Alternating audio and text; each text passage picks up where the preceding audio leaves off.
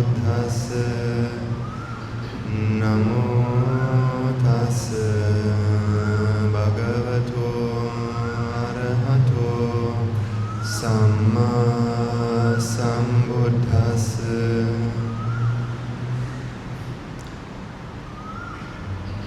So where we were, so I was saying, additionally to the 5 precepts that we observe normally, we conventionally observe another one, which is Sabba Sattesu Metta Sahagatena Cetasa Viharanam Samadhyami. And the meaning is, for today, I want to act with as much loving kindness as I can towards all sentient beings. Right? So I like that precept, so I think we can observe it as well. So all you really need to do is just repeat after me. Sabba Sattesu Metta Sahagatena Cetasa Viharanam Samadhyam. Okay. And last week we have tried something new, and I found it really good and successful, I think. So I want to try it again today. So what I was thinking to do was, instead of doing a sermon for 1.5 hours, doing like, for today I will say, we will do 30 minutes of meditation at the beginning and 1 hour of sermon. Meditation means, basically, I will do a guided meditation. So that means I'll give you some points to think about, or basically some karmasthana, you could say it like that as well. And then after you don't have to think about these things. Sometimes they are not for you. Sometimes I don't know for who they are. So it's not like I'm thinking, who do I want to talk to, right? I don't have any, I don't want to, that's not how it works. It's just whatever comes up. So sometimes, but they might not be for you, then that's also okay. Right? So take whatever you take, and you don't have to do anything special, just sit and relax. If not anything, then that's already something you have gained from today's session. Relaxation and some calmness. And then usually what happens is that some point or another comes in the meditation which will be really good material to talk about also in the sermon after that. So that's how it happens. So only one advice I can give you: if you feel sleepy, there's only so much I can do.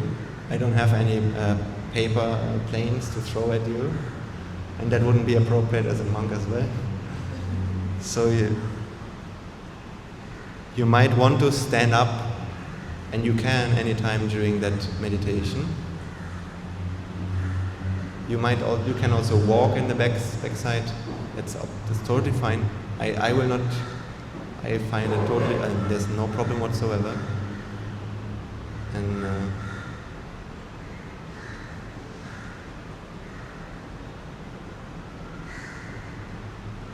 yeah, that's mostly it. You can keep your eyes open, or you can keep them closed as you like.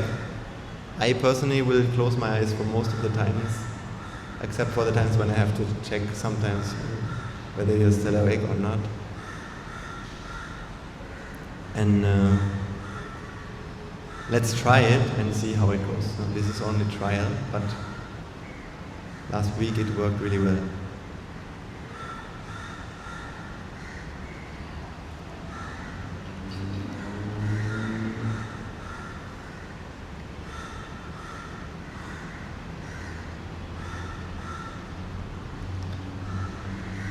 So I think we can start.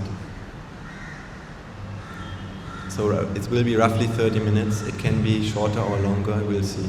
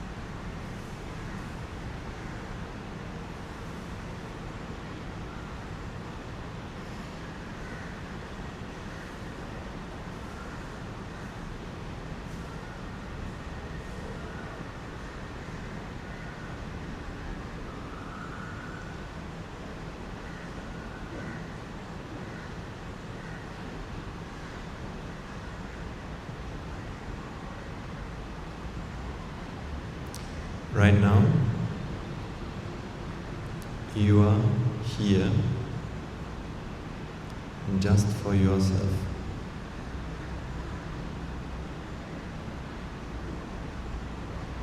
You are not here with someone else.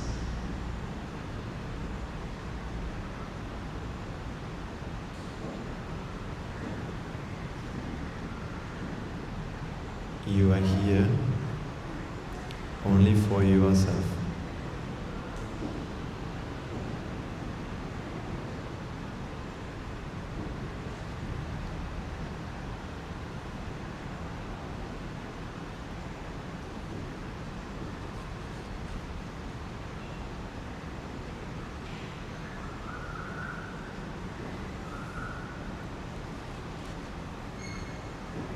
Because there was a time in your life when you were alone, except for your mother and father. And there will, or there might also be a time when that will happen again.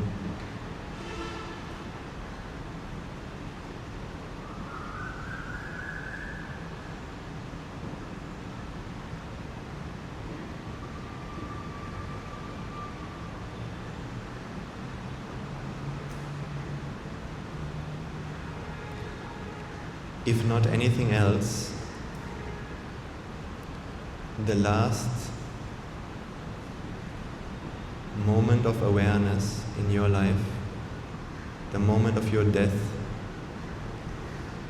the last chitta in this life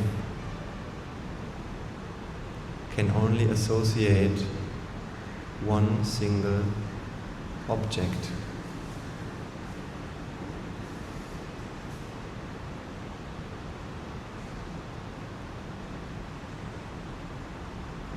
So at that moment, you will be alone. There will not be your husband, your wife, family, friends. No one else will be there.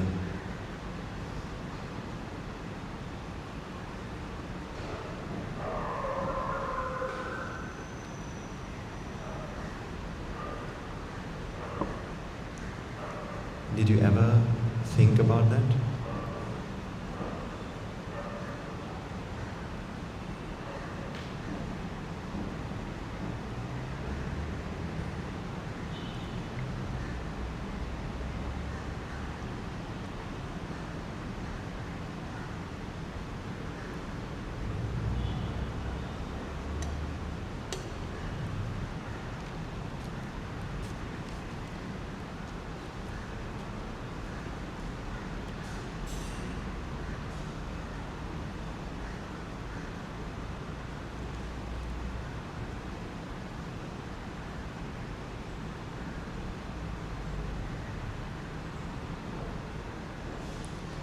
See, we can enjoy so many things.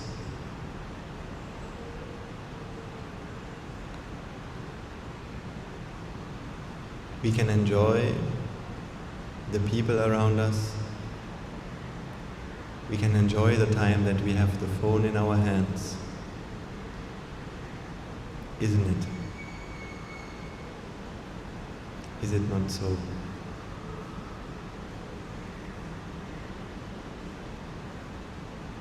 But there's one question that is very important. Can we actually enjoy ourselves?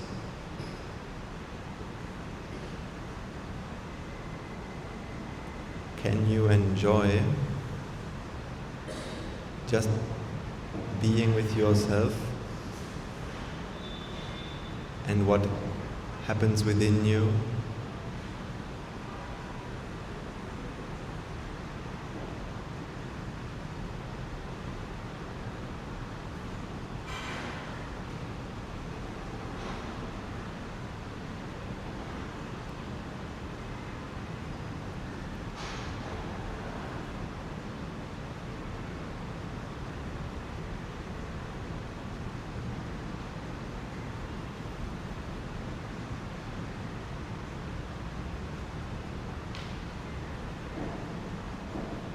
most people in this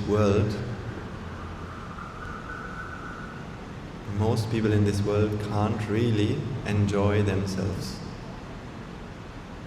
That means they can't enjoy who they are.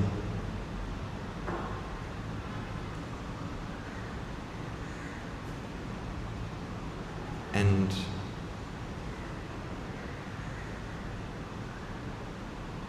to run away from that, they try to enjoy something else.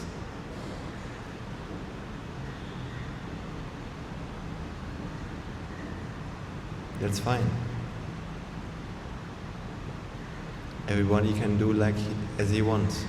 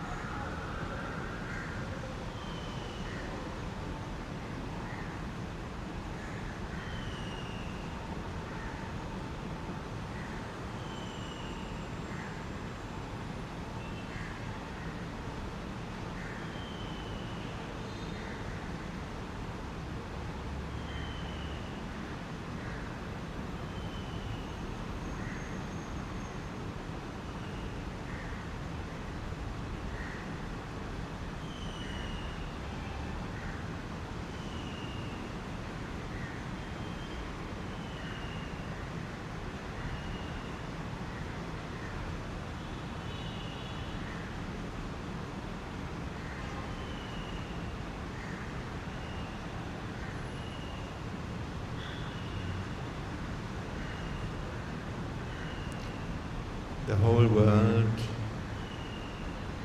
is so busy.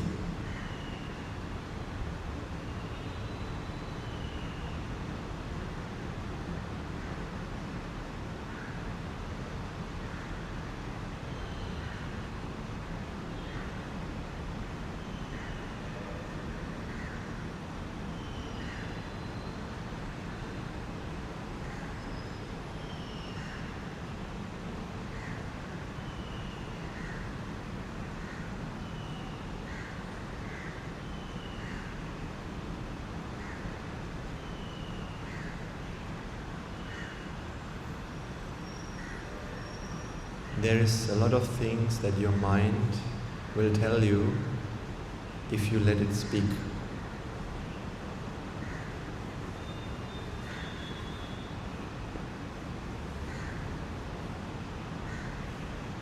You should let your mind speak once in a while, but be careful to believe it too quickly.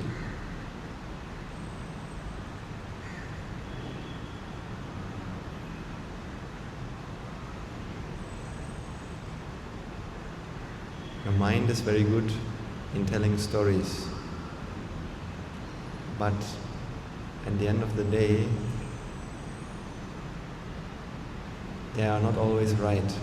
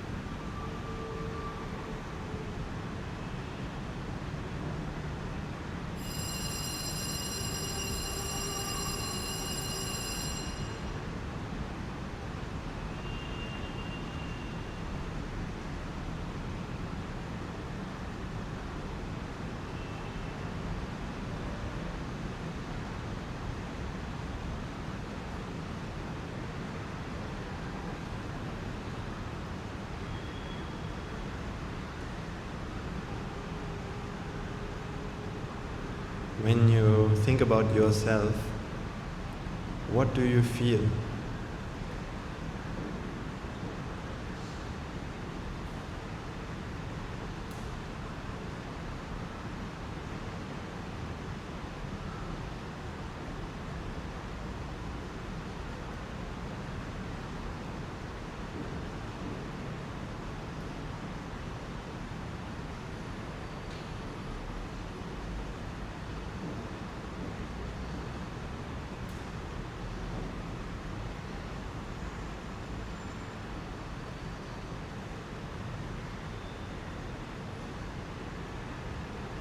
Sometimes you might not realize you are much better than you think you are.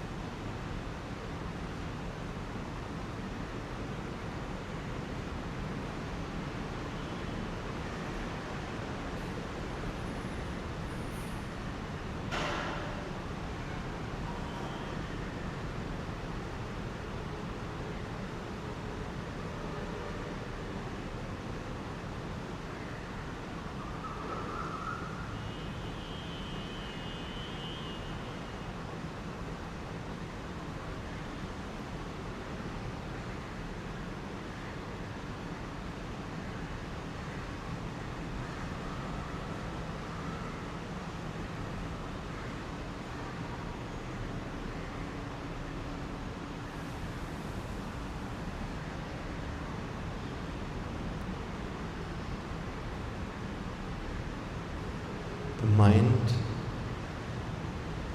likes to suffer very easily.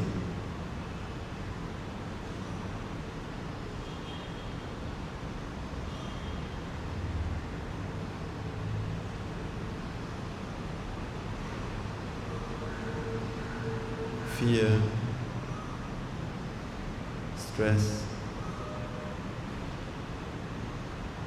If you are very sensitive, you can see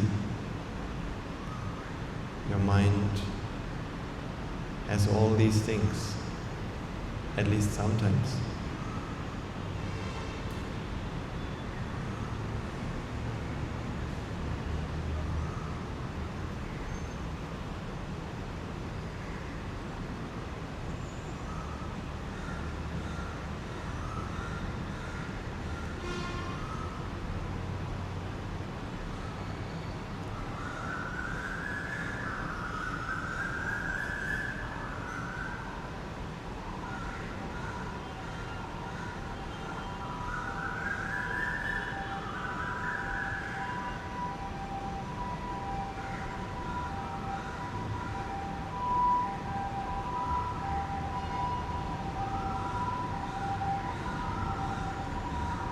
insecurities, anxiety,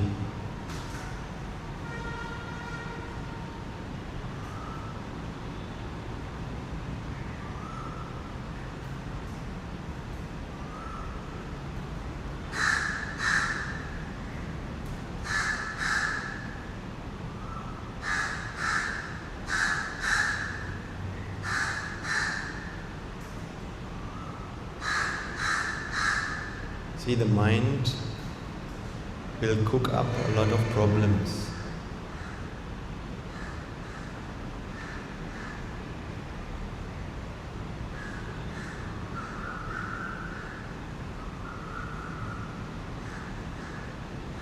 There was a bill and I don't have enough money to pay. That might be one problem people have. I don't have enough money to pay the bills.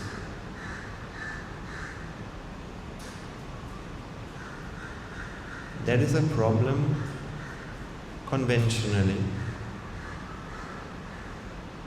It can happen to the best of us.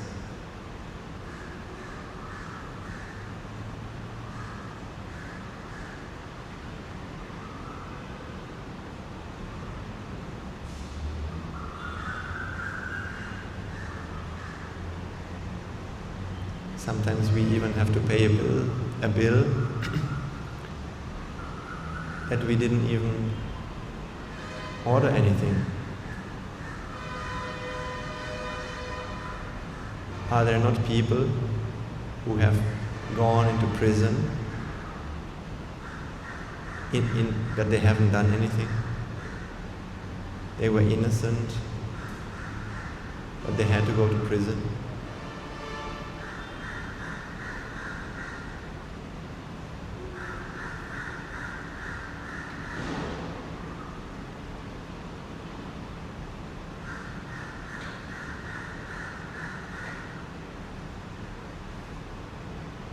When there's a bill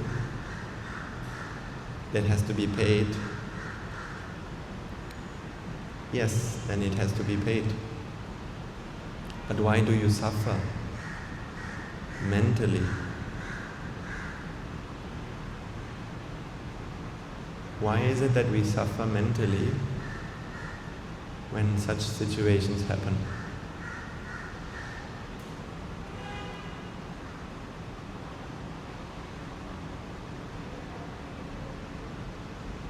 And that is not because of the bill,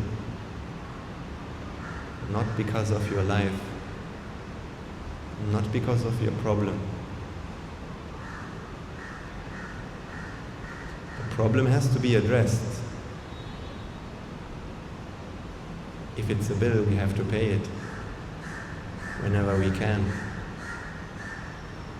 We have to find a solution.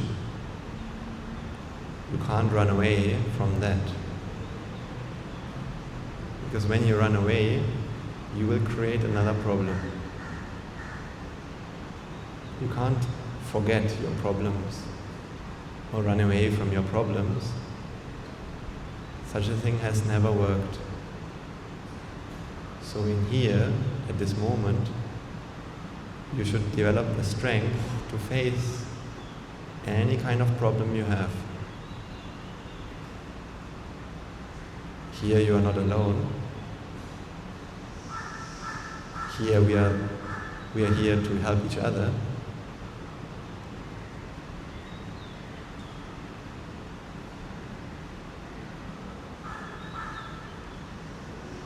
And when you can realize that it's just a problem, it's just a problem to be solved.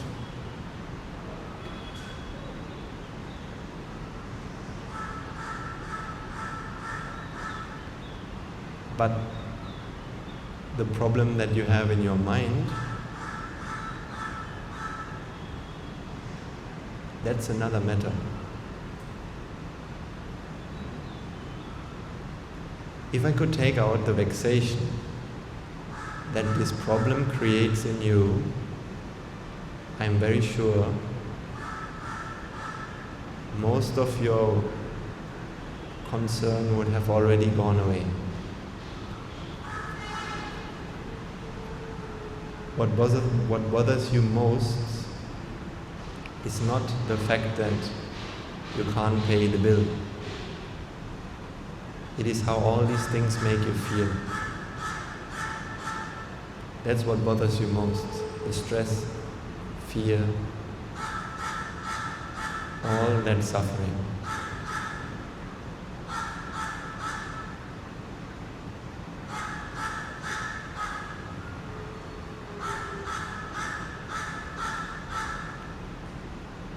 See, the Buddha has explained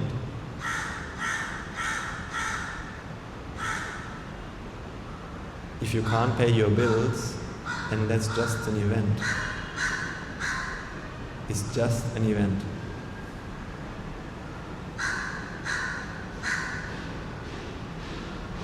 It's just the vipaka.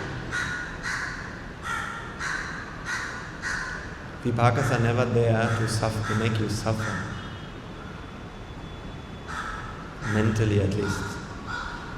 Vipakas were never there to create mental suffering with you. Do you think God would be so cruel?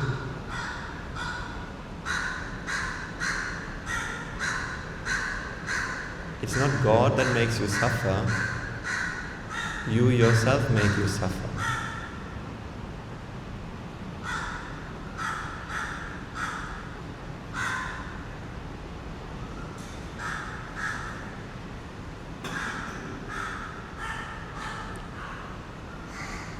It's our own mind.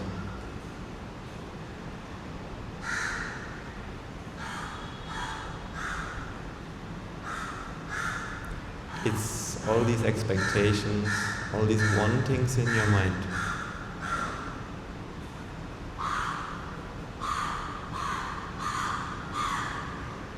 Because you and me, people in the world, we cannot see the problem as it really is. We cannot enjoy the bill that comes flying into our house. We can't enjoy that. But it is something to be enjoyed.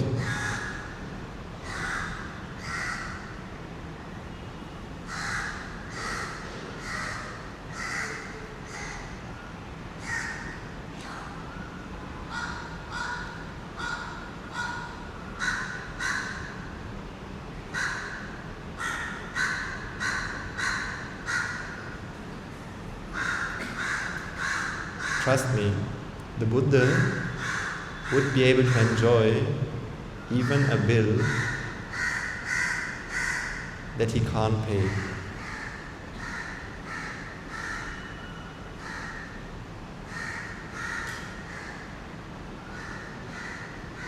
Because there's nothing that he wants.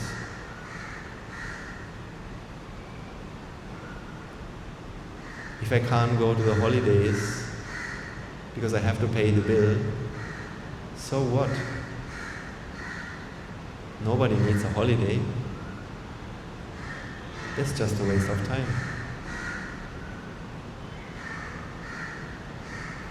You can still make your holiday here where you are.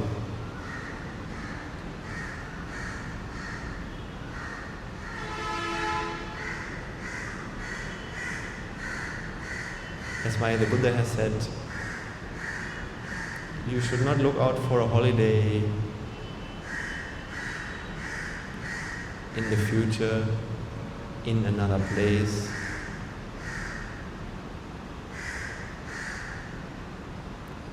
When Aurudhu comes, when New Year comes, that is not your refuge.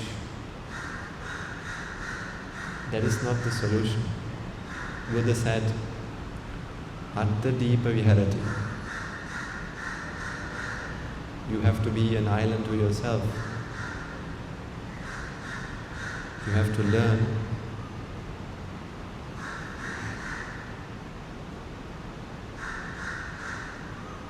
to enjoy being with yourself where you are, what you are.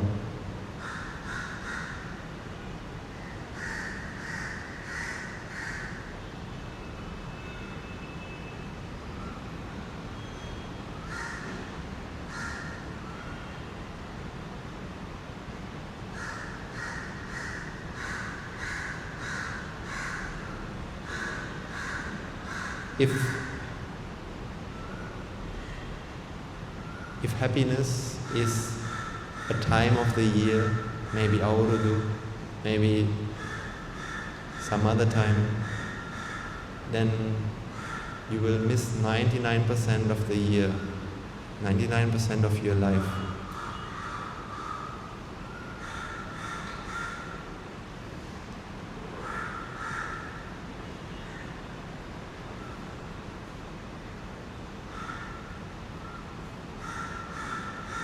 But if it is within you, then you can take it wherever you go.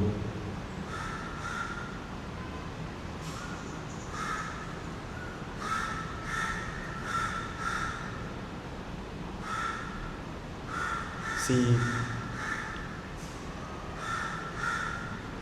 imagine God. Don't you think that God must be so sad about us humans? Because with God I mean Vipaka. Vipaka never wanted you to suffer. Never. But somebody has told you that Vipaka can make you suffer. Somebody told you that. The devil has told you Vipaka can make you suffer. And the devil has told you that Vipaka can make you happy. And because of that, constantly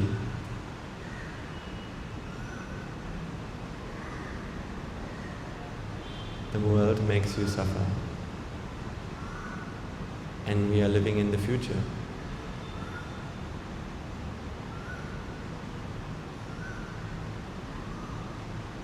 Because we think that cookies and some sweets will be the thing that we need.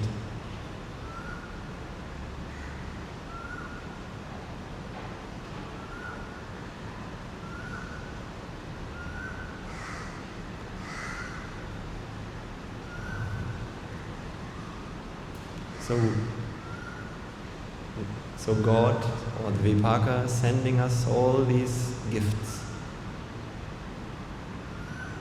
And then we create our own suffering on top of that. And then we even blame God for that. Isn't that sad?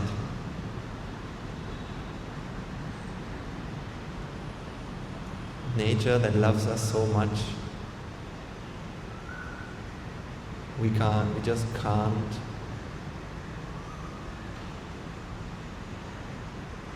come to terms with it.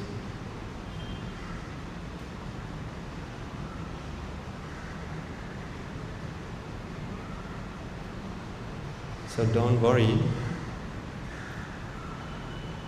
You need to realize the problems that you have aren't only problems according to human people, according to society. So we need to deal with them. That's unavoidable. But even if you die with a lot of debt on your bank account, that doesn't mean that you have to die an unhappy man.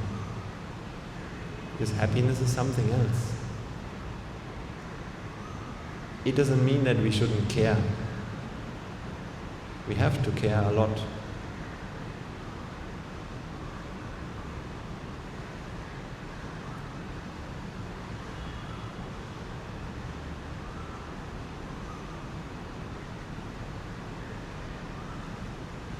Do your utmost, do your very best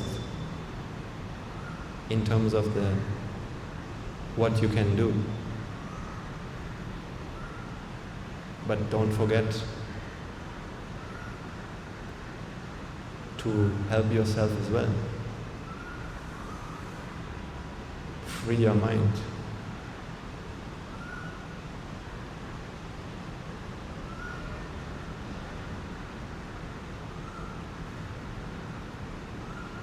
See, there are people who suffer because they cannot enjoy the prison, because all the while they are thinking that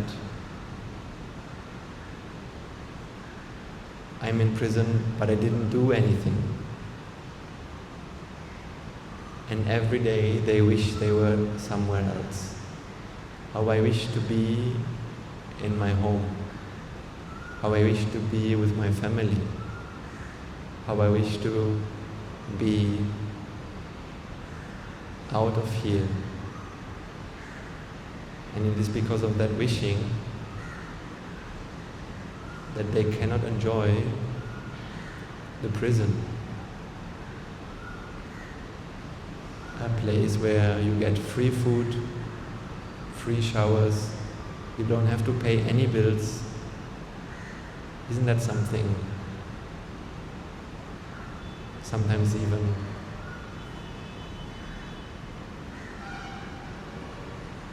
we as normal people, don't we envy that? Can't we be jealous? See, you have to pay all the bills. A prisoner doesn't have to pay any bills. So who's lucky?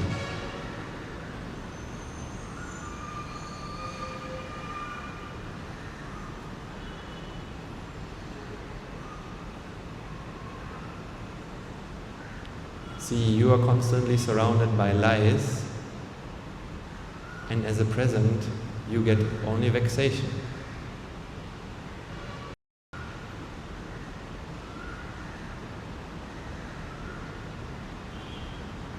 And the appetite in your mind is being increased by all the views and the drushtis of the world.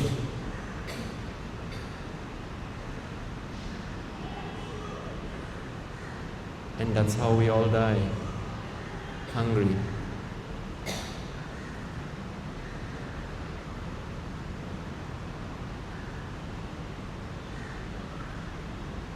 I don't want that to happen to you also.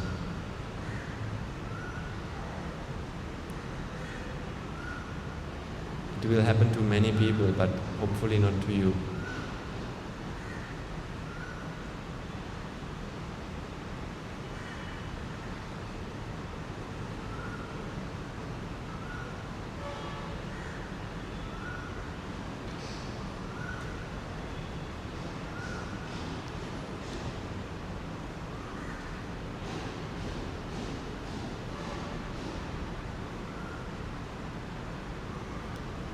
So now our meditation is coming to an end. You can open your eyes again.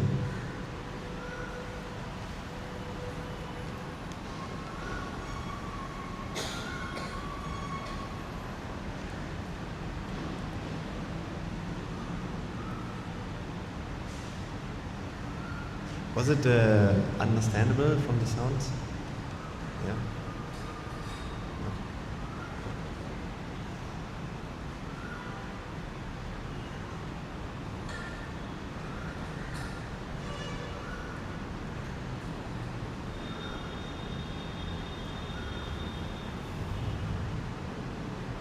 So, how is it when you have to pay a bill?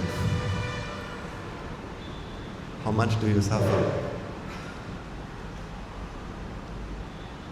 You don't have to say.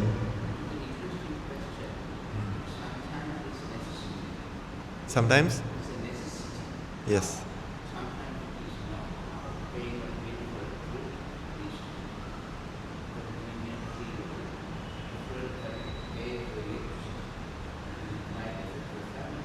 Yes. True. Yeah, so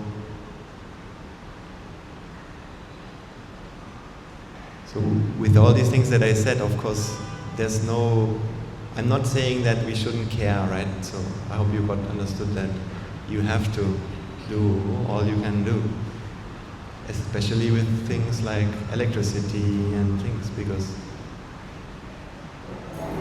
people depend on us, and otherwise somebody else has to do the work, and that's not fair. So, but See, in a meditation like this, you can see all your pressure points. You can see where your weaknesses are. Not that I ask you to detach from your family or anything else. That's not how it works. It's not like you should man up and then just, care less or anything like that.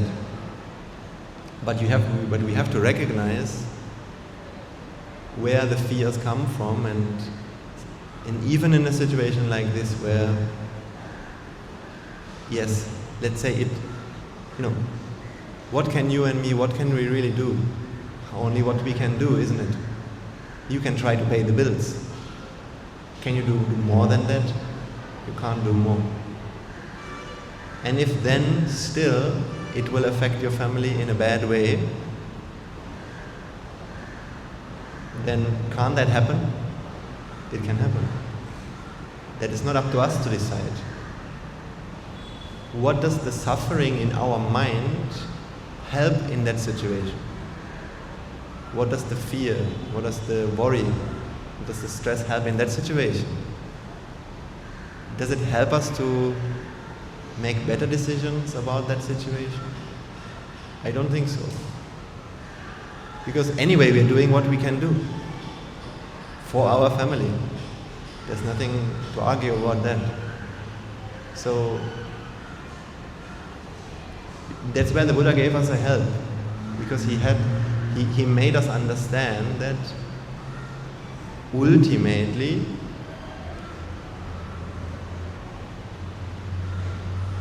when it comes to the suffering in your mind, that's not because of what happens in the outside world. It never was, and it cannot be.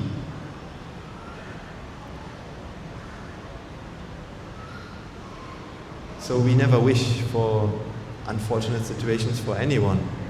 But ultimately, if the world is cause and effect, then,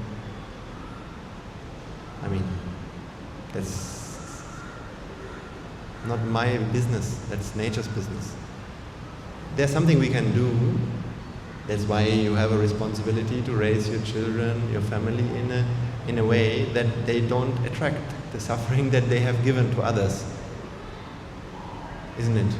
That's what we can do. We can give them good views. We can promote the value of giving in our family and beyond. These are the things we can do to avoid some of the vipakas that might come to us. But the real security is not there in that way. And the thing is, again, what vipaka is there that can create mental suffering in someone's mind? Let's say there's my son, he doesn't find a job. How bad is that really? He's not good in school. How bad is that really? Is it really so bad as the society makes it? Society has its stamp. Society has its brandings. It will say, that's a useless person. That is not good. That's a loser. Sometimes they will say that. But society is crazy in some sense. Let them talk. People talk all sorts of things. So this is just an example. I don't know anything about your lives to assume that that is the case for you. So don't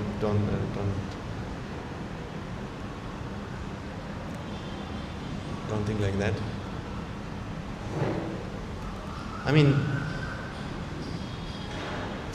See, the theory is like this, but now you have to apply this to actually come to peace of mind with your life.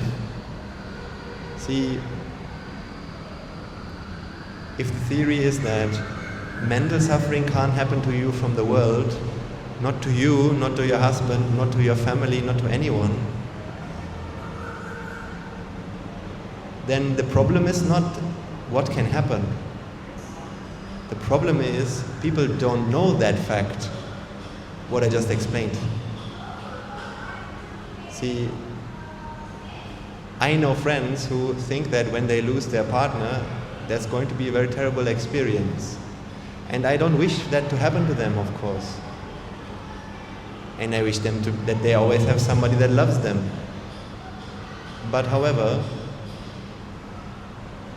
most of them think that the problem is I need to avoid being alone. I mean, how will you ever be finished solving that problem?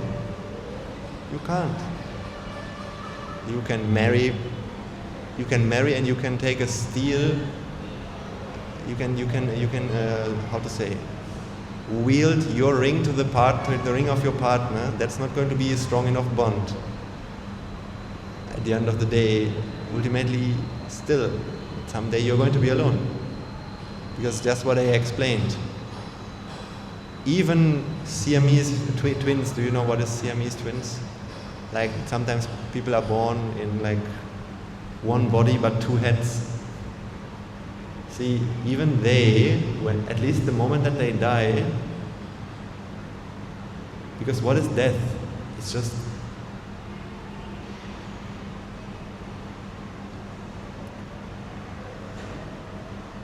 mind is arising and passing away, seeing happens, hearing happens, and all these things. And our existence is in a thought more than not anything else. So the last moment of awareness, the last citta, if it's a thought, how can you still say that you are with your friend? See, when you're thinking about, let's say, you're thinking about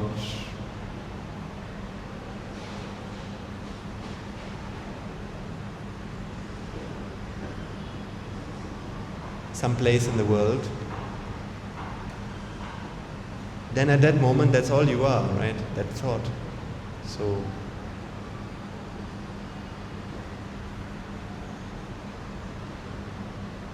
what can your family or whoever do to you when you're dying?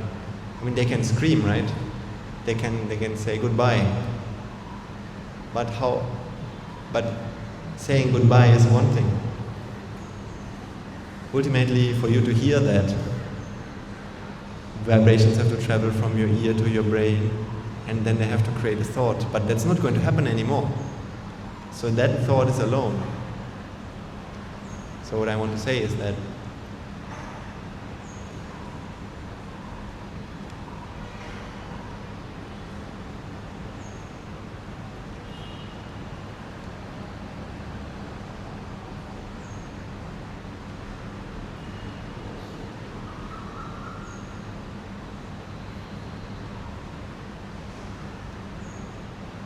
so the first step is actually to realize where your pressure points are.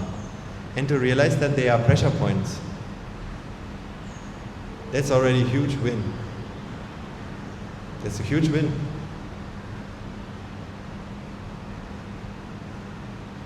It takes a lot of courage to accept one's own pressure points, generally speaking. Because it's very easy to just forget them. And society has a kind of a way because everyone has these problems, so the society creates its own way of saying normal. Like, if everybody has the same problem, then people will agree that it's not a problem at all. So then everyone feels comfortable. But does it remove the suffering in your mind? It doesn't do that.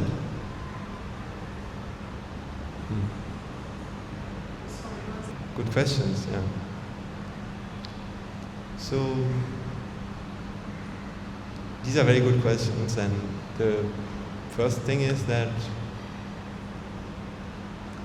I know sometimes it might sound like that.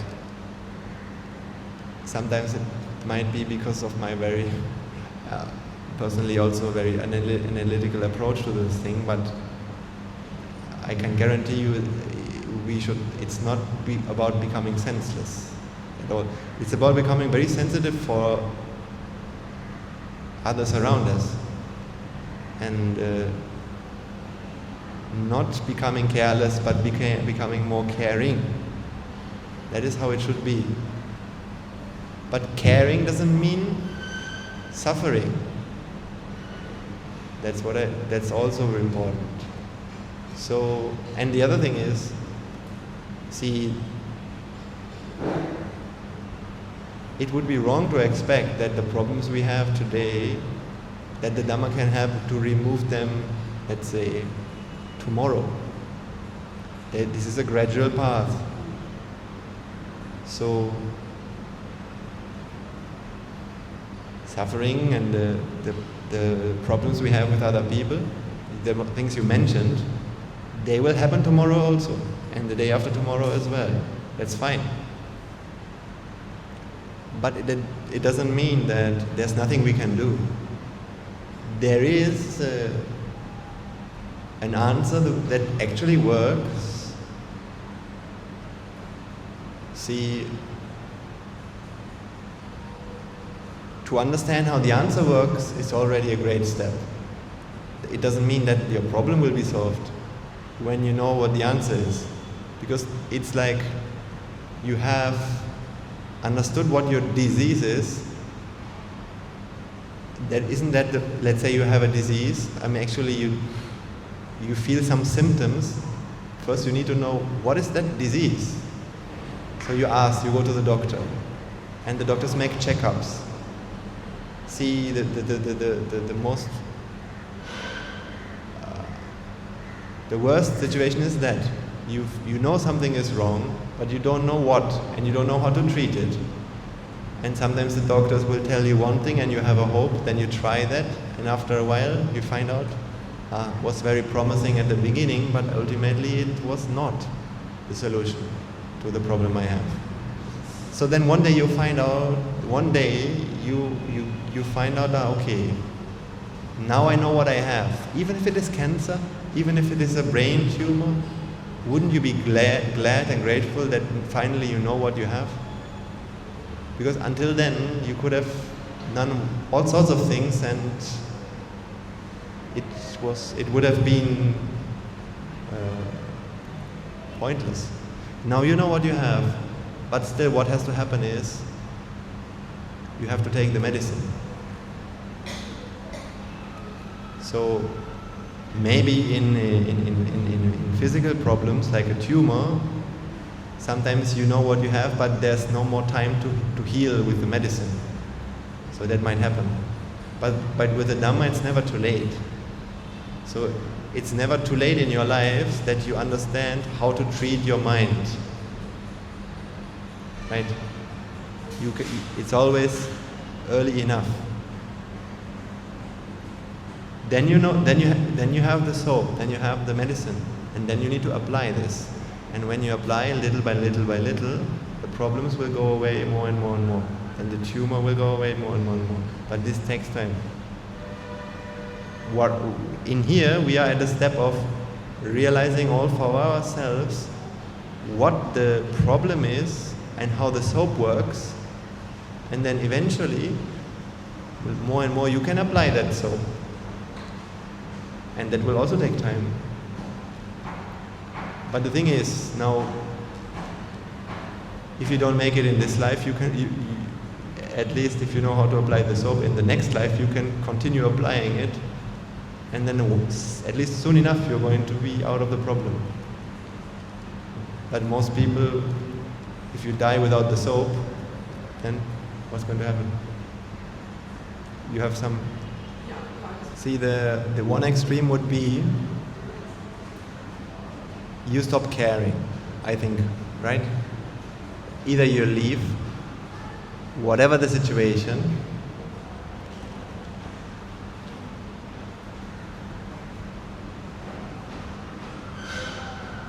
or you don't do what you could do, which is sometimes really hard. Let's say you have a grudge with someone, it could be anyone, right? I'm not saying anything special. It could be a grudge with someone, and at that time, fulfilling your duty is really hard, isn't it? If your boss has basically blamed you for something you haven't done, or if he's always stressing you, then at that time our mind tells us, why should I bother? Why should I do my work properly? Sometimes we will feel tempted to do the work less well, just to show him, just to annoy him. Our mind sometimes has these ideas, isn't it? So in that sense, I feel this awareness and this understanding helps us to come to our senses and to realize that's not the solution. So we can still do and care even in times when it is hard. Because at least when you understand that the reason why you suffer is not because of others. Others are not at fault for this. Even if you feel like that, then that's fine. You will feel like others are at fault. But if at least at the back of your mind you know then that is not how it is, you can change the gear of your directions. So these are some things I see as really great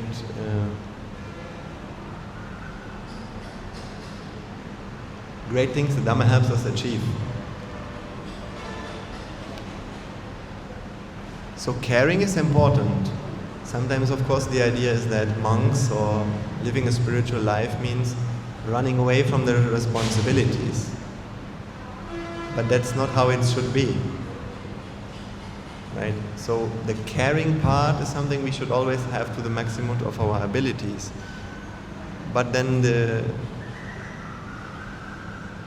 so that is one extreme, carelessness, as I understand.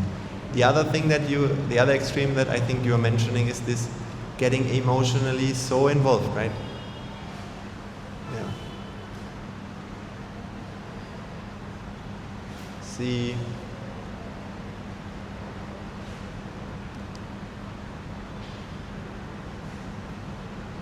emotions are not a problem. Any emotion is not a problem. Even when we are talking about pleasure, when we are talking about love, it doesn't matter. These are not a problem in the sense that we are all human, right? So we are not here to become machines in that way. I don't want to be a machine, I want to be a human. That is, although I'm born as a human, really being a human is really difficult. So I want to be a human, and that means all these emotions are, first of all, things that we should embrace. As in, to really embrace them, or there's something that you need to do, which is you need to understand them correctly. The problem is, the reason why they make us suffer is mostly because we don't really understand them properly. But by coming here, hopefully, that's my intention, and with your merits and with all your good intentions and work, you should be able to learn that. So emotions are okay, any of them. With any emotion we have as well as others. See, that's also something the Dhamma will help you realize. Yesterday I was speaking to a group of people as well. See, in society we say, I don't know, this is just an example, I can say from my experience in Germany. See, all I was taught was that, see, you marry and then you love your partner and he or she loves you, and that's fine, everything is great. See, but actually if you ask me, I would realize that I can't stop being jealous, even though I don't want to be jealous. And things like, sometimes there's a thought about another person. It might be a stranger walking down the street. So that happens. And then in society, everybody just keeps like saying like, you see, that's not what you should do. That's not how it should be. And then the topic is over for society. But when you understand the Dhamma, then you'll realize that, yeah, of course we are all selfish in a certain way. And we all feel these things. Sometimes we feel angry about the people we love the most. That is not a problem. It happens. The sooner you can accept it as being part of life, the less of a fuss you will make about it, and that will create only more problems. And the more you can accept it, the less it will happen, funnily enough. So, emotions are part of life, and what we want to do here is we want to find peace with them and understand them. And the problem happens when we don't have that. And there's another aspect, which is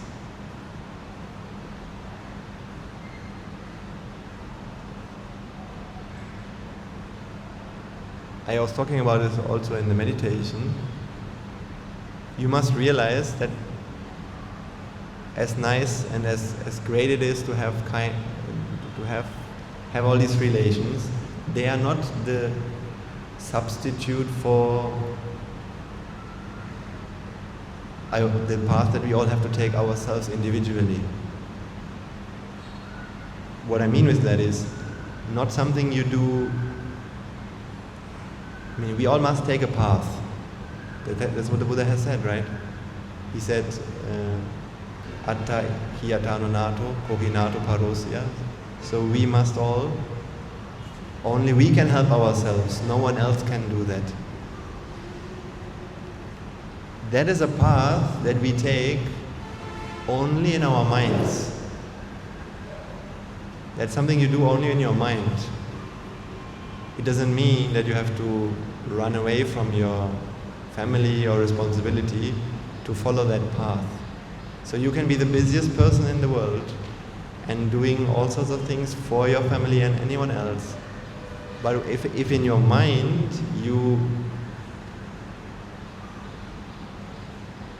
contemplate on this wisdom and you grow in this wisdom and you focus on doing merits as well, then that is what you can do.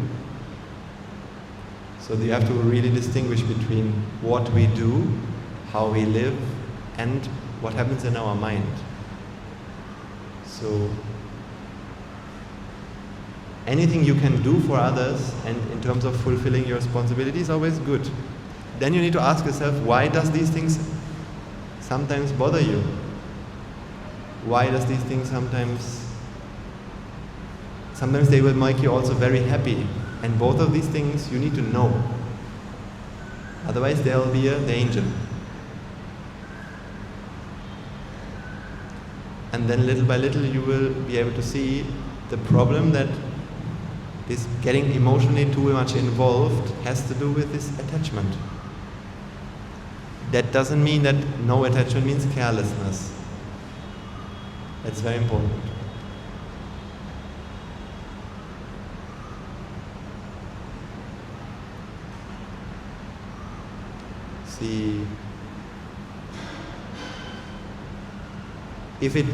The Buddha was someone, I think, if there's a way to make another person happy, he would probably gift him the whole world, everything. Everything under the moon and the stars, he would gift that person, if it were to be possible. But that's not how it is possible. That's why he had to be the Buddha the way he was. That's why he could only preach the Dhamma and inspire people the way he was, love them. Then some of them would feel that and some of them would follow him. So, as long as I thought I can make somebody happy by cooking for him, by making presents. I did it, and even after I understood that it doesn't work, I still did it. Just like before. Not just to your family, anyone, you have to do. When people do something for us, we have to say thank you. It's so important. Gratefulness is the beginning of everything.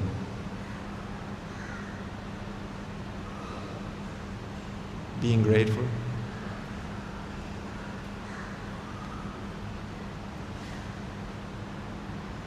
But still there's a path I have to take, and it's not my job, and I can't make others, and it should not be my duty to make others feel happy, to make others happy. There's something I can do, yes, of course, but if they still don't, or whether they do or not, I don't need to take blame for that. If there's something I can do to help, yes, I'll do that. Let's say there's a friend of mine, he says, I'm feeling really sad. Now if I know a way to help him, I will do it. I will say, why don't you do this? Why don't you do that? Let's go and do this and do that. And even if me doing it and helping that person, and still it doesn't work, let's say we go to a cinema and we watch a movie. But then at the end of this movie, this person really didn't like this movie and says, oh, this reminded me of my ex-girlfriend, and now he's so sad, and even if he kills himself, is that my fault? No. Then that is just a very unfortunate situation. Because although I had good intentions, he didn't have the merits to be helped. So I did what I can, but it didn't work. That's very unfortunate. But me being sad and me hating myself and blaming myself does what in that situation? What does it help? What does it do? Does it bring the person back alive? No.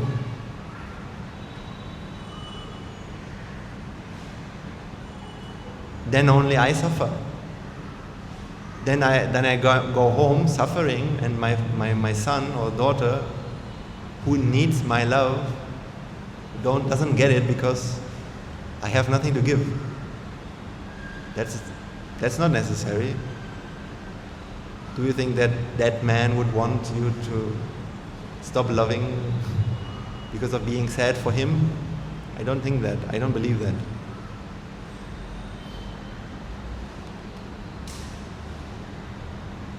See, that brings me to this point of, this sadness is, there are two kinds of sadness. I do think that the Buddha would also be sad in a certain way. Right? If he sees a man wasting his life, he would be sad. Not as an emotion the way we understand it, but he would be able to realize this and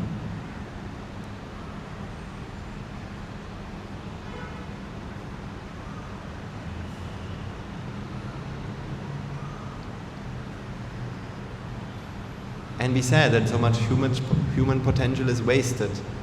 But he wouldn't suffer. Not these sharp needle pains which you have in your heart, that we have in our heart. He wouldn't feel like that. It would be more like a deep sense of love, I think. I don't know, I can't say. I don't dare to say. That is only my best understanding of the Buddha, which is very, very, very limited. Because these qualities are infinite in his virtue. So,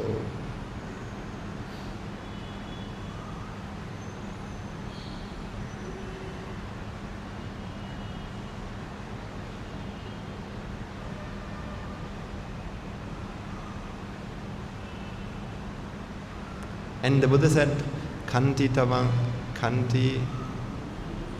tapotitika, Nibbāna paramang vadanti Buddha, nahi papachrupa rupagati samanohoti parang vieteyanto.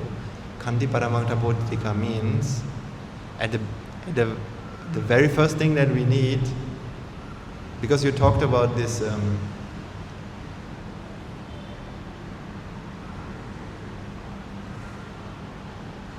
we have problems with people, generally speaking. So, the first thing we need is this patience. It's a very important thing we need to bear this. That's why the Buddha said this. Not because this is the solution, the end solution. Not like that. But it's the first step. Hard step, I think.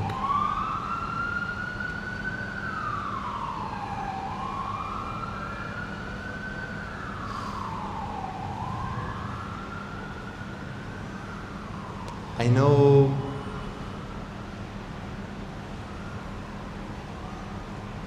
since I've never been married, for example, so I don't know how that feels. I can sort of, with my limited wisdom, I can get into it, and I know stories. So I know stories that people told me when I traveled around the world as an example. So I have met people who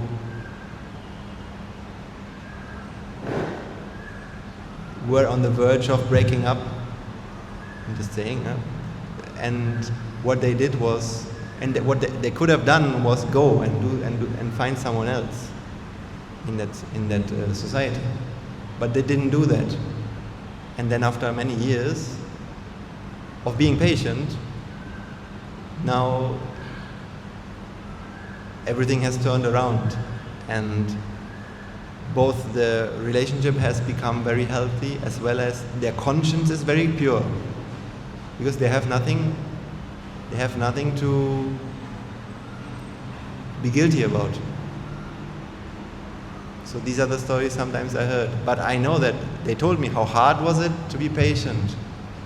But it was something really worthwhile doing. Then I met other people who told me stories like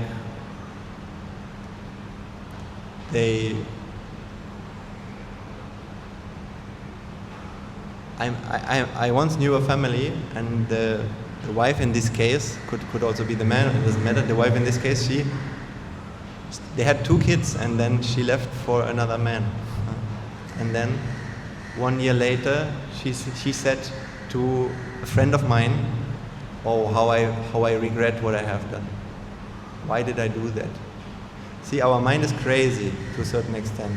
It'll want all sorts of things in the heat of the moment. That's why the Buddha said in Dhammapada, hope I can get it. Second Vagga, like a fish out of water. How is that? Pandanang chapalang chittang, durakang dunivaryam. Pandanang chapalang. I think that's the one. I'm not sure. So the mind is like a flittering. So it's one moment it wants this, another moment it wants the other, right? See, that's how you can understand your life. Sometimes you come home and you're so happy because somebody made you a compliment. So all you want to do is you want to hug your next best person, and then you see that the dishwasher has not been cleaned, and then all you want to do is you want to throw the plate at.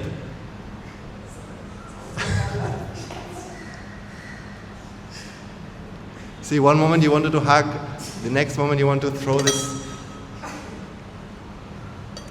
And there's always the famous the doorknob.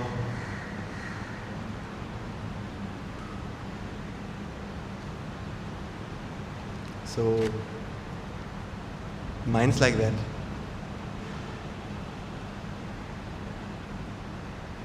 That's why very important first quality you have to develop is this: be a bit skeptical about your own feelings and about your own mind, because it will tell you all sorts of things. And if you fall for that, then you are going to suffer. You will walk along the street and you will see so many things that you would like to eat, just as an example. But it doesn't mean you should.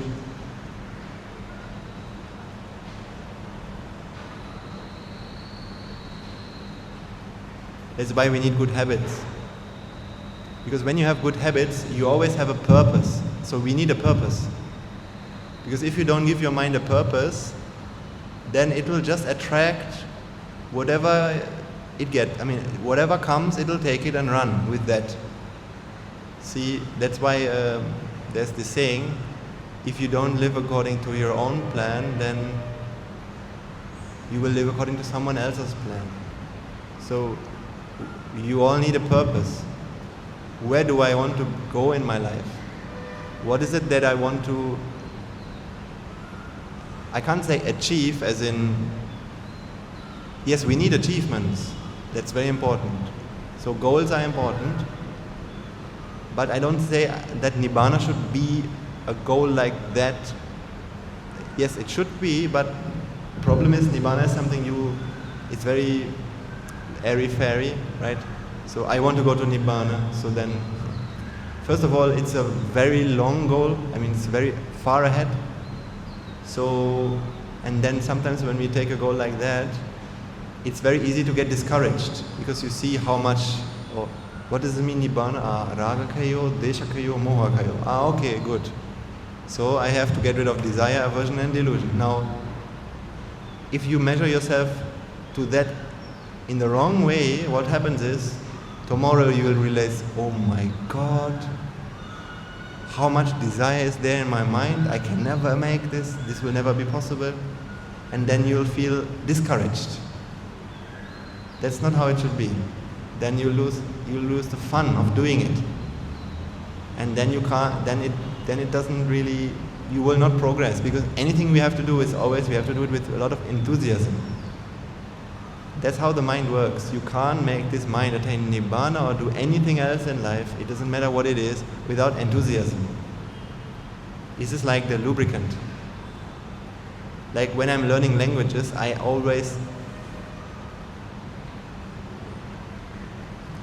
don't say the word, I really don't like learning vocabulary by heart. See, in school, this word means that. And then you just try to get this into your head. That was always so boring to me. Because, I don't know, I was always the physicist. I wanted to understand things, but never learn things. I was lazy in that sense. But yes, of course, there are people who enjoy doing that. I actually meet people who enjoy learning vocabulary. That's how they like learning. Or grammar. I can tell you, I'll throw the grammar to the wall. I don't care. That's also a problem in itself. Yes, that can also be a problem, right? But however, there's one thing we have to see. The languages I learned in my life, I don't know whether you have experience in this way, but whatever experience in your life you have, whatever you have learned, you learn it at the easiest when you don't feel like you're learning it, because it's just fun. Which means there's enthusiasm in your mind, and then things keep attracting very normal, very, very easily. So I don't want to diverge. What I want to say is that, so we need goals. You need goals in your life. Where do you want to go? You have to ask yourself the question, where do you want to go? And then you have to make some kind of goals which are not as gloomy as Nibbana. That can be a long-term goal, but see, it's better to take a goal like, at the moment, this is the amount of times I get angry about my partner or my boss, or I get sad about, or I get, these like, I see these are the, and the good thing about this path that we are trying to do here, or that I'm trying to advocate here is, see, you only have to solve the problems which feel a problem to you. So sometimes we will talk about very deep things, but sometimes maybe also you might ask yourself, I don't feel that's a problem that I even want to solve. Why would I want to solve that? Then that's fine. Then don't do it. That would not be good. So you...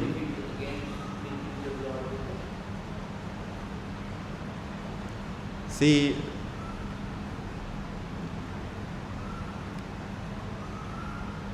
what we are doing is not a religion in here. You can have your doubts about anything. Take whatever makes sense to you. All that I ask you to do, if I take the authority for at least the advice, is whatever. So you might have different opinions about anything, even what the Buddha has said. That's fine, but we should always be ready to change our opinion if we are proven otherwise. I mean, there are many things. So for example, when I started on this path and somebody told me about Devas and Brahmas and Satarapai and so on, I would have said, definitely not. Makes no sense at all. But luckily I had teachers who always told me that it doesn't matter if you accept it or not. You don't have to accept it. Leave it. Put it to the shelf. Isn't there problems that you have in your life and you want answers to them? I said yes. So we all have problems that we actually want to solve. And this is also where we should start. It needs you, I can't do that for you, it needs you to realize and know what these problems are. Sometimes there might be problems of desire, aversion or delusion. Delusion means, we should better say ego. It could be, well, this is hard to understand, hard to grasp, but definitely desire and aversion are problems you can easily spot, isn't it? Desires are very easy to spot, but they are pleasant, so in that sense the trickiness about them is that they feel good. That's why people don't easily like to accept them as problems. People go into this denial mode, generally speaking in society, right? Even I knew people, I had friends and fathers of friends, they used to drink 5 bottles of beer every day for years. And everyone in the family suffered because of that. Let alone the man himself, most of all. And everyone suffered. Why does my father drink like that? But whenever the child, my friend, used to confront the father about, why do you do that? He said, what are you talking about? I'm not addicted. I don't have a problem. So it was a tragical story because at the end of the day, once upon a day, the liver was so damaged that it was over very soon. So unfortunately, that's how it happened. So desire can be one problem. Aversion are easy to spot because you don't like them. Stress and hatred or jealousy, or it could be so many things.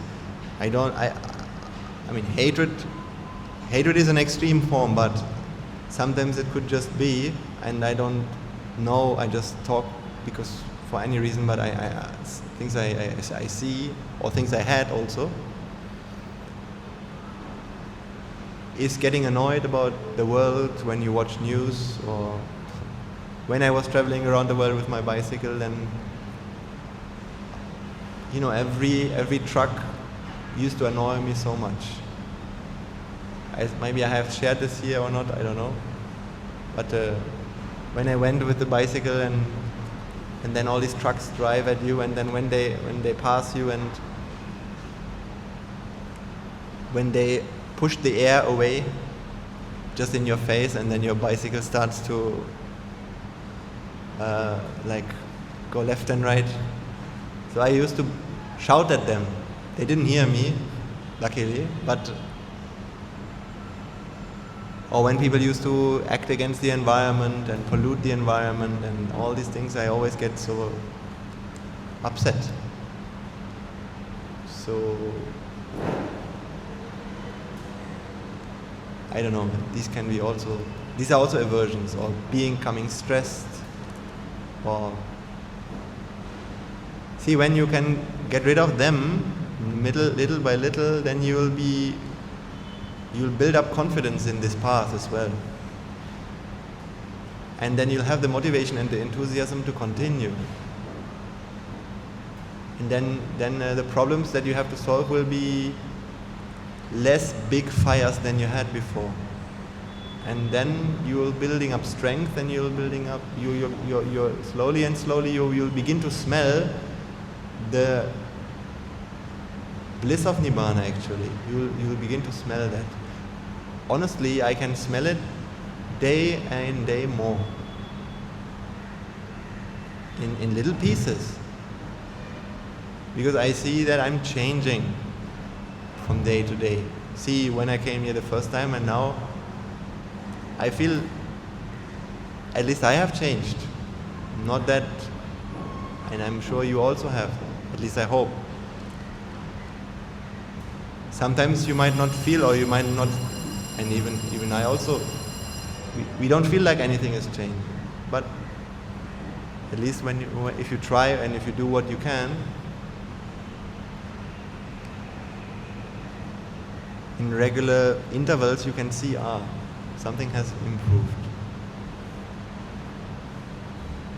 So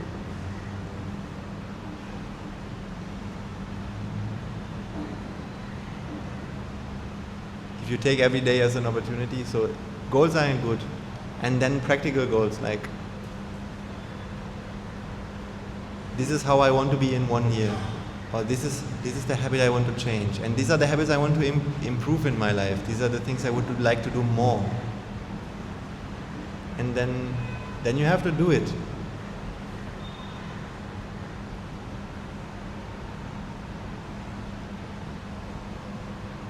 But you need a plan.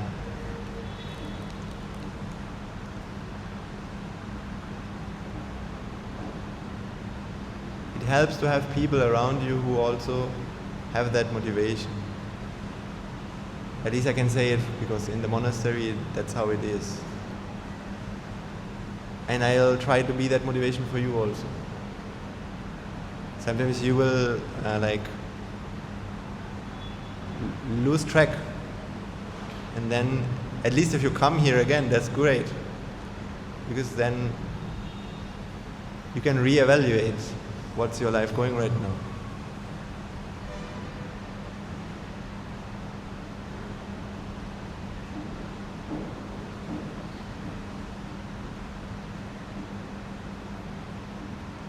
I don't know, if there's any further questions or further unclarities about some of the things, I'll try to say something.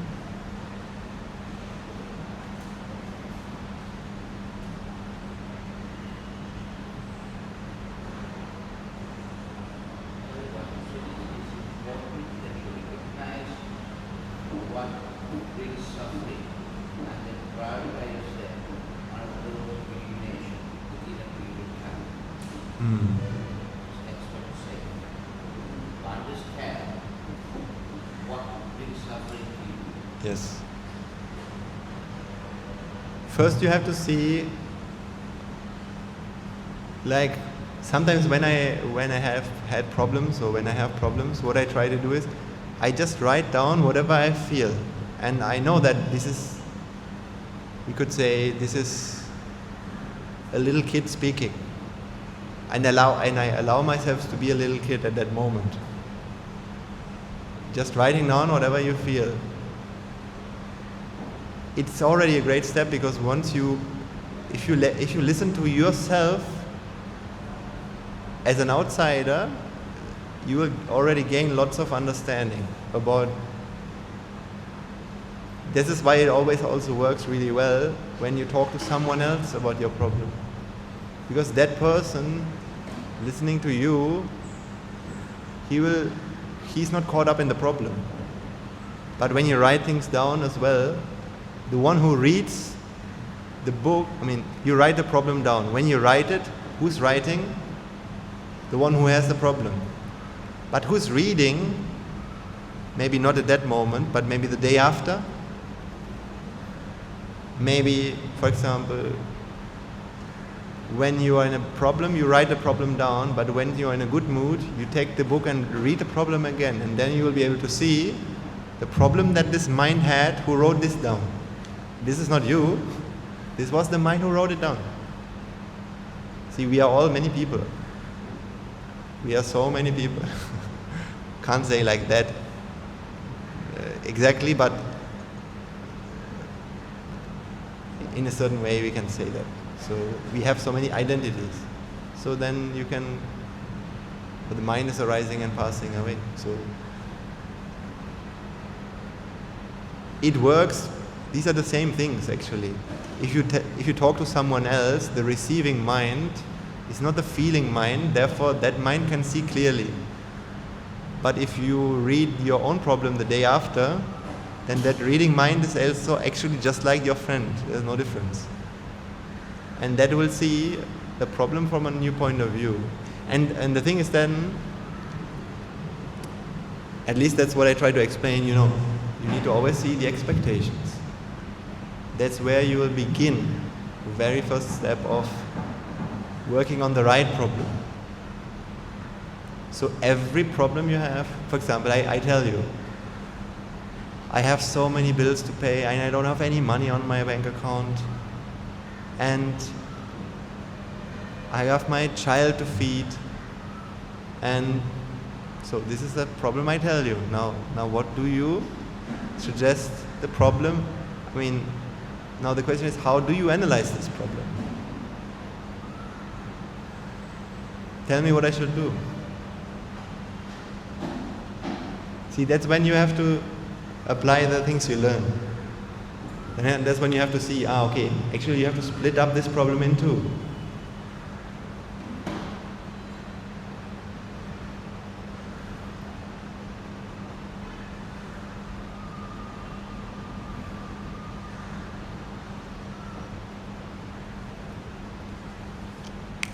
There's a conventional thing that we have to do, yes, go and earn some money. Usually people only give answers in this regard, right? They don't know about this, so they will only... If I ask a random person on the street, I have so much debts to pay, and I have my family to take care of, and I'm crying. So what will someone say then? Don't worry, it's going to be okay. That's good. That's really good to say. Good thing, but not a solution, not a deep solution, right? It's just, it's going to be okay. Yes, nice. Then, why don't you go and do some more education and get a better job? Yes, good advice in this aspect. I'm not saying it's wrong advice, it's good advice. It will help.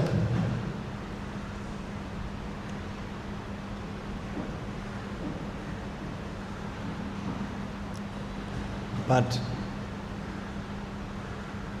if you want to get actual, but this part here is, but sometimes also you can't do anything, right? Sometimes, because here you have to do things.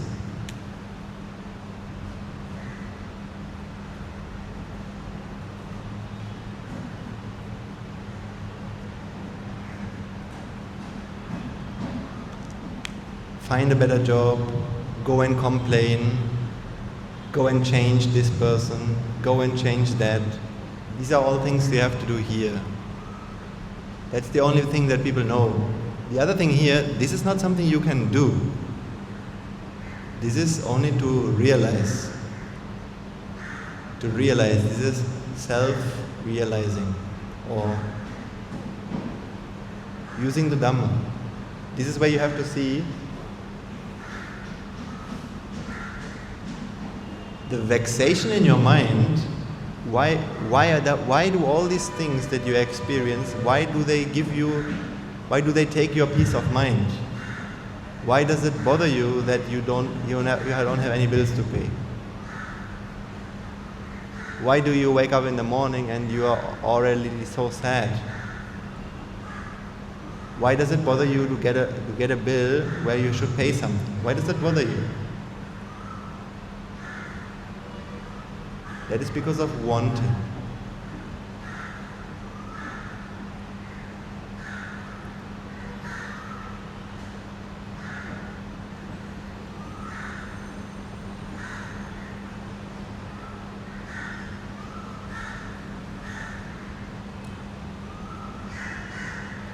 If I can't pay my bills, what are people going to think about me?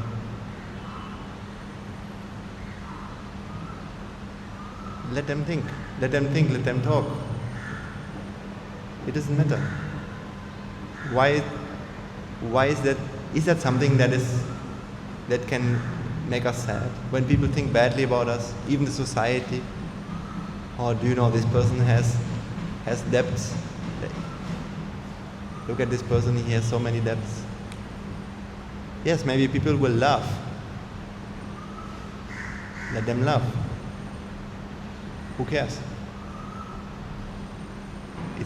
It's just an event also.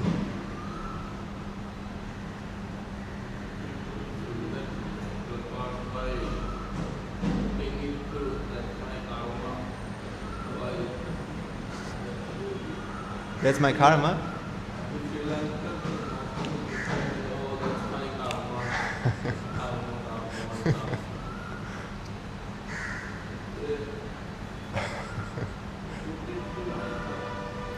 Well, I should say that it's better than saying that than saying, I hate all of you who do all these things. Like starting to fight with all the people, you blame yourself at least. That's better because, well, you don't go and kill others or hurt others. You just, that is a good aspect of it. Another aspect here is, as I explained in the meditation, karma is not here to suffer us. Karma can't make you suffer mentally. So that part is not true. It's the one thing you have right now, and you can do something right now.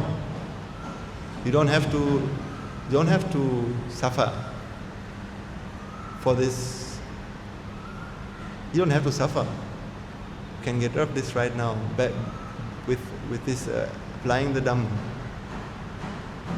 But that's the thing that most people don't understand, of course. So I understand. And another good point is so I think that's also not something most people would do. I don't know, but that's my karma. And then okay, then then what? Okay, then I have to accept it. Yes, but when we are here, at least, and when we are talking about this, what we give is what we get, I don't want you to take this lesson away. Yes, you can say that's my karma, what then at least you should take away this idea that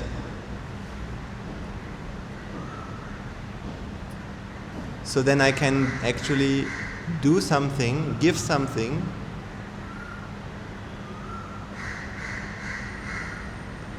to change the situation. See, that is mostly not what people do realize also, right? You can actually do something, you can give something. So that is something you can do.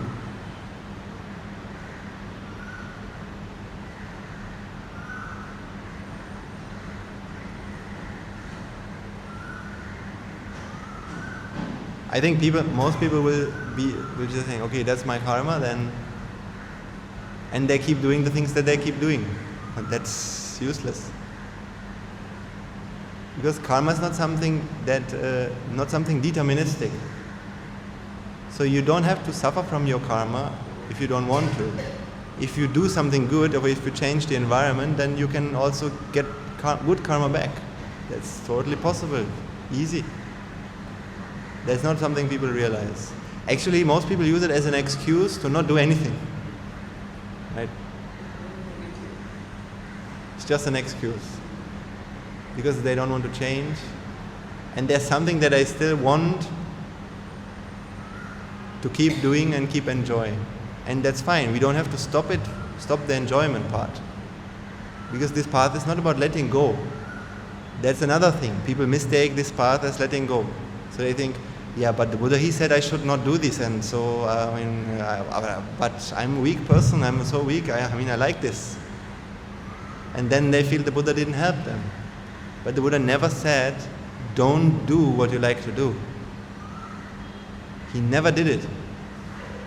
As long as it's not about hurting others, committing the papa karma, right?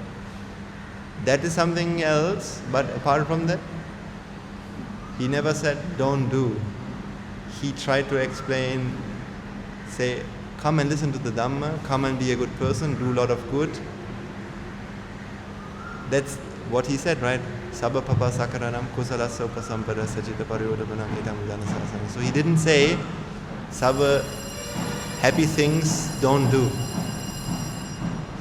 He said, don't do the evil things, do a lot of good things, which is merits, and then how to get rid of your problems? Sajita paryodapan.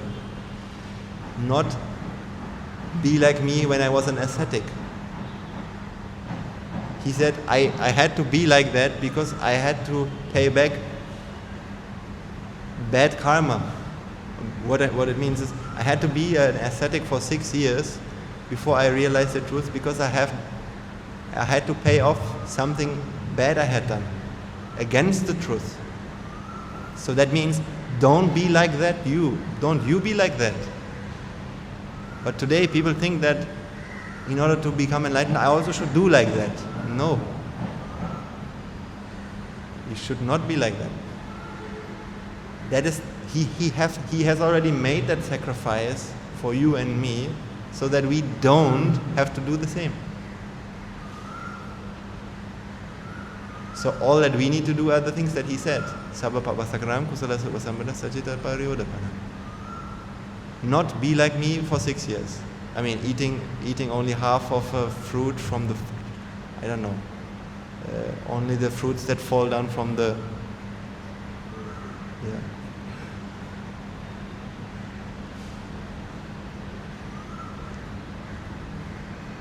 See, then there's actually a path that you can walk with a reasonable amount of comfort.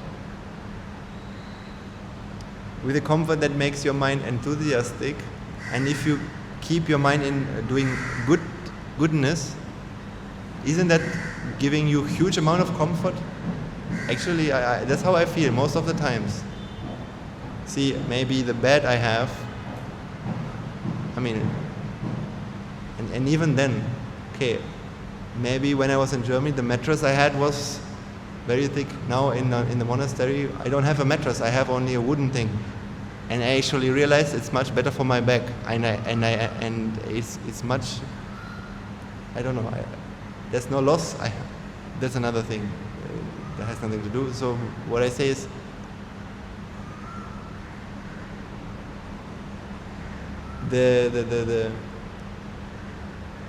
when you do a lot of good, your mind is always so happy and so full of comfort, and you always attract comfort also. So this is not a path of suffering. And coming here and discussing these things, at least when I always feel, when I listen to my teachers and when they give a sermon, I'm always so happy. This is not negative. This is so relieving my mind from all this nonsense that I had always had to put up with. That people keep talking and saying. And making things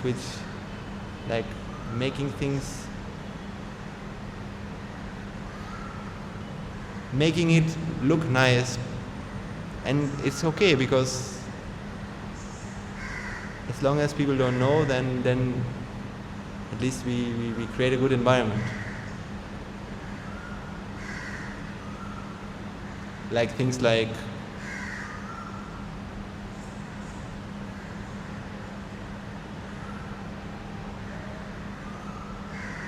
I don't know, doesn't matter.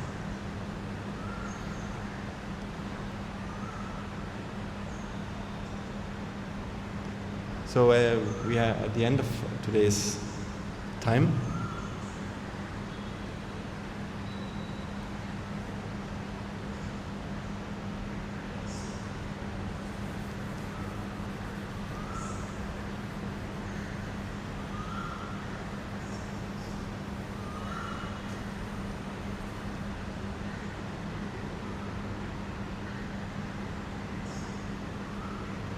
So since our Rudu is coming in a few weeks, and my teachers, I think he has this. He loves this. He mentioned this in so many sermons. Use these times as ways to set yourself goals for the next 1 year or something. So I feel like that's a really good advice to you also. Make yourself aware about how precious your next 1 year is for your own happiness, not for something else, not to please me, for you to have more of the life that you have, that we all have. Because the happiness we can all have is much more than you think you deserve, honestly. So it starts with that. Okay, so now we can share our merits.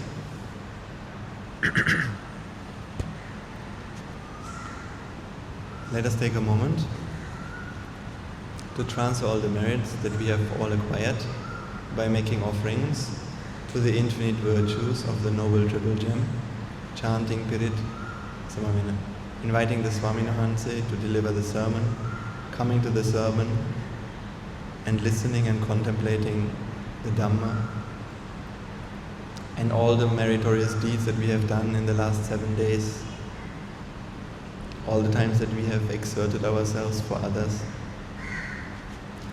Let us share all these merits.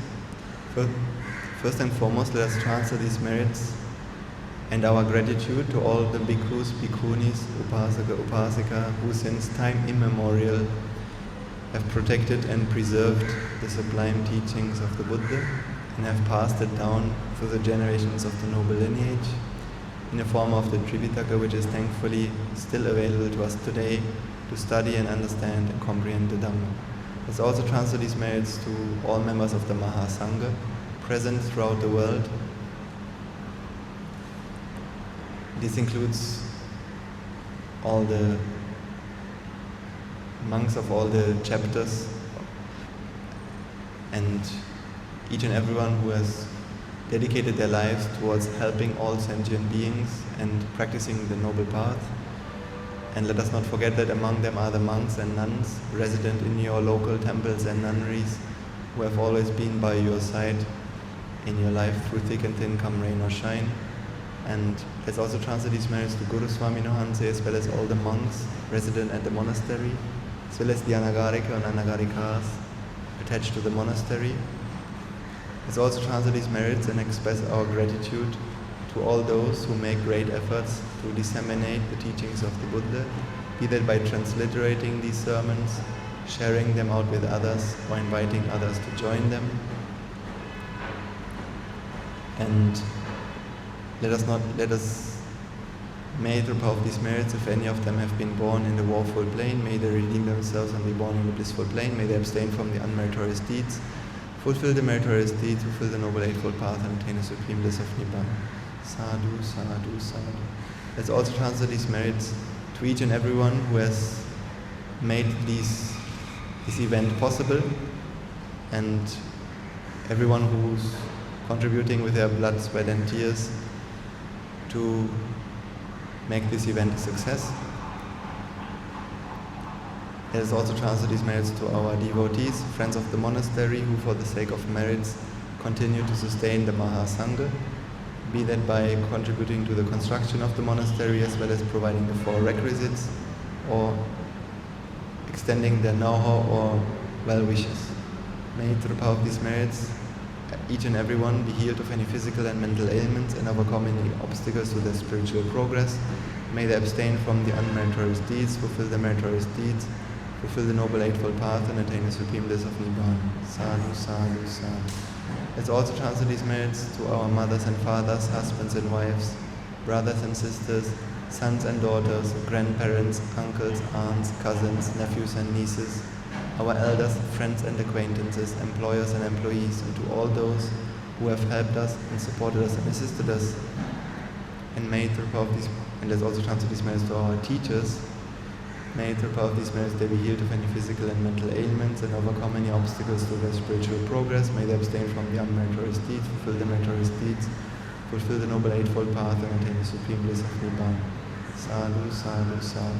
Let's also transfer these merits to the Devas and Brahmas, spirits and demons, primarily the Sakra Deva as well as all the numerous gods and deities who are committed to protect and fulfill the Sambuddhasasana. Let's also transfer these merits to our to our guardian deities who keep a watchful eye over us and keep us out of harm's way. May through both these merits they prosper in divine power and wisdom. May they abstain from the unmeritorious deeds, fulfill the meritorious deeds, fulfill the Noble Eightfold Path, and attain the supreme bliss of Nibbana. Sadhu, sadhu, sadhu. Let's also transfer these merits to our ancestors, to all those who have predeceased us, to all those who have been family and friends to us in this infinitely long journey of samsara. Let's also transfer these merits to all members of the armed forces as well as the police force who have sacrificed their lives to protect the peace and harmony of our nation. May all those who lost their lives in the war, be their friend or foe, rejoice in the merits we have acquired today. Let's also transfer these merits and let's also transfer these merits to all those who lost their lives in natural calamities such as tsunamis, earthquakes, landslides and pandemics, reminding ourselves that among them will be those who have been family and friends to us in this infinitely long journey of samsara. May, through the power of these merits, if any of them have been born in the woeful plane, they redeem themselves and be born in the blissful plane. May they abstain from the unmeritorious deeds, fulfill the meritorious deeds, fulfill the Noble Eightfold Path, and attain the supreme bliss of Nibbana. Sadhu, sadhu, sadhu. Finally, let us all resolve that, may, through the power and blessings of all the merits we've acquired throughout the day, we be able to witness the advent of many hundreds of thousands of arahats on this blessed land, and may, through the power of these merits, you and I and everyone who has helped to make this program a success become an Arahat Hanse and Arahat Mahinin Hanse in this very life itself, and in the era of the Gautama Supreme Buddha itself. Sadhu, sadhu, sadhu. Now the Mahasangha will transfer their blessings to you. Raga ginin midet va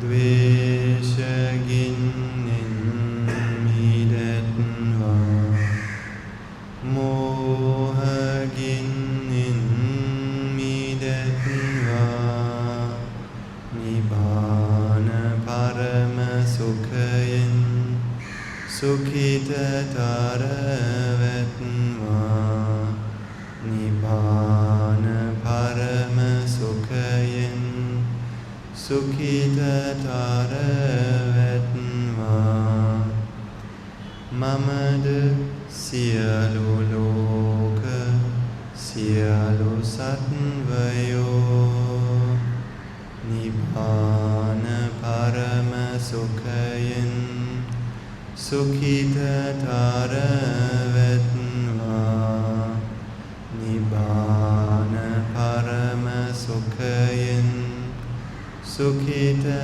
taravatn va Nibbāna parama sukhayin sukhita taravatn va Raga gini niveva dve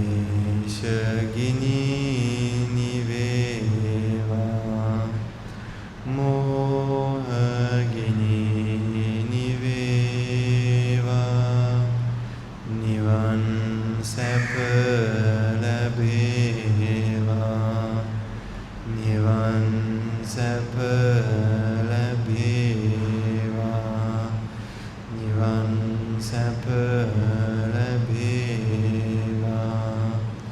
තුනුරුවන්ගේ සුවිසි අනන්ත මහා ගුණ වලින් සියලු ලෝක සියලු සත්වයෝ නිබ්බාන පරම සුඛින් සුඛිතර වෙත්වා. සාදු සාදු සාදු.